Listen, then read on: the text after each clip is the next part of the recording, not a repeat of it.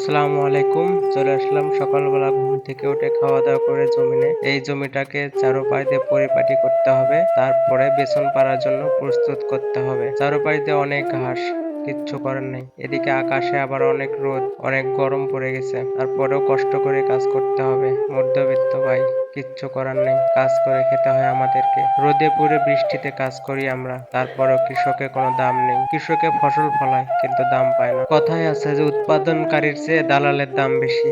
আমাদের বাংলাদেশটা এমন, যারা উৎপাদন করে তারা কোনো দাম পায় না, যারা দালালি করে তারা দাম বেশি পায়। পুরো জমিটাকে ভালোভাবে চাষ করতে হবে, তা না হলে বেতন পাওয়া অসম্ভব হয়ে যাবে। সেজন্য পুরো জমিটাকে কাদা করে নিচ্ছি বেশি করে। অবশেষে কাদা হয়ে গেল, এখন মই দিতে হবে, সুন্দর করে মই দিতে হবে। আজকে মনে হয় তাপমাত্রাটা একটু বেশি, অন্যান্য দিনের চেয়ে আজকে বেশি মনে হচ্ছে তাপমাত্রা।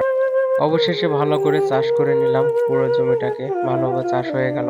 এখন মই দিতে হবে। মই দেওয়ার জন্য মইয়ের উপরে একটা বস্তা দিলাম, কারণ ধরার মতো কেউ নেই এখানে। জায়গাটাকে সমান করতে হবে, যাতে কোথাও উঁচু নিচা না হয়, পানি সব দিকে পৌঁছে। বেসন পাড়ার পর পানি দেওয়ার পরে যাতে সব দিকে সমানভাবে ছড়ে ছিটে যায় পানিগুলো, যার কারণে অনেক সুন্দরভাবে সমান করতে হবে। রোদের ভেতর কাজ করতে অনেক কষ্ট হয়, পুরো শরীর অনেকটাই ক্লান্ত।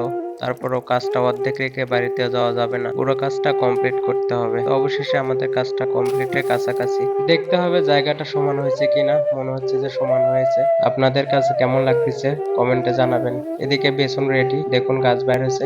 এবার বেসনগুলোকে পুরো জমিনে ছড়ে ছিটে দিতে হবে কিছুদিন পর। অবশেষে আমাদের বেসন হয়ে গেল, দেখুন কত বড় হয়েছে।